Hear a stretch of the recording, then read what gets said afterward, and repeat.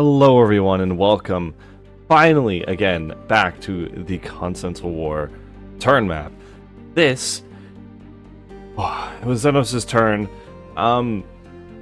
Operation Scorpion seems to, well, be able to be continued finally, as our supply chain will make it to Avalonia this turn, as Xenos was unable to take back Avalonia or kill our supply trucks last turn. But he did manage to take our forward operating base once again. He only has a single tank destroyer there though. So we are launching a single one of our biplanes that we launched last turn to go and, well, drop some bombs on the tank, because he keeps leaving his units over there with absolutely... Actually, he did bring up a single 20mm SPAA, but I feel I can just stay out of range of it as long as I level bomb at a high altitude with this thing, because these things are so slow that you really can just level bomb. And here we have quite a nice view of us flying in with the sun rising in the background. I gotta say, these biplanes do look pretty good. And here we fly in with the new bombing reticle. We drop our first 500-pound bomb on, I think that is the BOA? The BOA, if I do remember correctly, and then the final 500-pound bomb on the 20mm SPAA. He's really making it easy for me to just keep clearing out the units he sends to take up my forward operating base. It is working though. He is holding the north. It's just a meat grinder.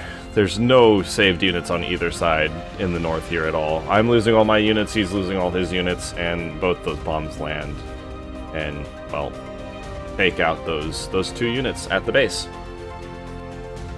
And now, to prevent this from happening next turn, I am launching a new aircraft. This is, I think, the KE-13A Rock Drake, a twin-engine attacker. So it is an attacker just with two engines, and sacrificing the tail gun, so I can put two 20mm Shivaks on here and three 500-pound bombs. This is heading to Xenos' forward operating base to bomb out some of the emplacements here. We're flying in from an angle. He does have two 3-inch emplacements here, so I was doing some light evasive maneuvers to not get shot down by those, as we saw in, I think, 2 turns ago.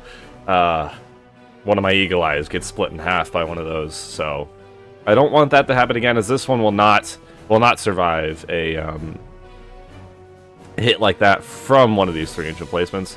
So I try to drop this bomb in between two of the emplacements to kill two at once, and then I think I just drop them on that 3-inch and then the 20mm. I didn't necessarily really have to send this attacker to clear up the emplacements, as I feel like what I'm going to send to the forward operating base to take it would be able to destroy all these emplacements. I was just making sure, as it is going to be a light tank, and they do have pretty thin armor. I haven't even launched a light tank yet in the series, and we're already on turn 7, so I've been a little weary as to launch them. But here we go. I am finally going to launch a light tank. Here we are just driving up. I've sped it up because the emplacements were not shooting at me as I was driving up to the forward operating base. I do think I don't even get damaged, but I run into something on like a hill or something, and something does blow up on the tank. I don't even know what it was, but it was something. And we drive up just with impunity here, and I was expecting at least like the 3-inch emplacement to shoot at me, but no, absolutely nothing. But we do roll up to the forward operating base. There's that single 20mm emplacement on the left there. I do remember that being there from the bombing runs, so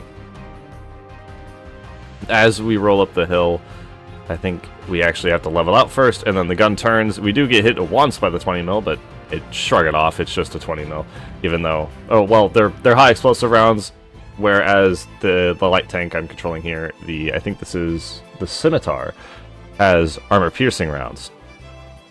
Just a slight difference between them. Those high explosive rounds should not penetrate the armor. These 3-inch emplacements, though, could pose a threat to this light tank, as I feel like they, if not just that, yeah, there's a hit that blows up some of the internals in the tank, but we turn the gun to it, and those unarmored emplacements go up so easily. It just takes 1 or 2 rounds, and they're gone. Here, we find the last 3-inch replacement that actually knocks out some of the armor in the back of the light tank, but again, we turn the gun to it, put like 2 rounds into it, and it's dead. And I decide actually to park this light tank in between the hangars of Xenos' forward operating base, just to make it annoying for this thing to get bombed out. Again, I just want this thing sitting here, so he has to deal with it next turn. He has to deal with it next turn, or he loses his forward operating base, and I know he will. And now, to guard our own forward operating base, we place down a single tank destroyer, 2 of our medium tanks, with the lower velocity guns, as I used a lot of ground launches this turn in a weird, like my points weirdly. This 37mm SPA is not there anymore, as I decided to launch a light tank in the south, so disregard that. I put 2 25mm emplacements here, a single 3-inch emplacement, and then I decided to launch another new plane this turn, our interceptors. I forget the name off the top of my head, but it should be there for you to read. These hopefully will just be here to quickly interdict any aircraft that Xeno sends, if he decides not to launch fighters. Fighters should be able to clean these things up pretty easily, but attackers will have way more of an issue. And now, moving to Valley's Guard, we place our attacker and land our biplane here as well, to keep them out of harm's reach. And to our fleet in the north, we actually finally move it out of Osiris Fortress. We move it 50 kilometers to the west to get it out of the bay, and to get this fleet operating in the ASEA once more and become a bit more of a threat to Xenos' own fleet.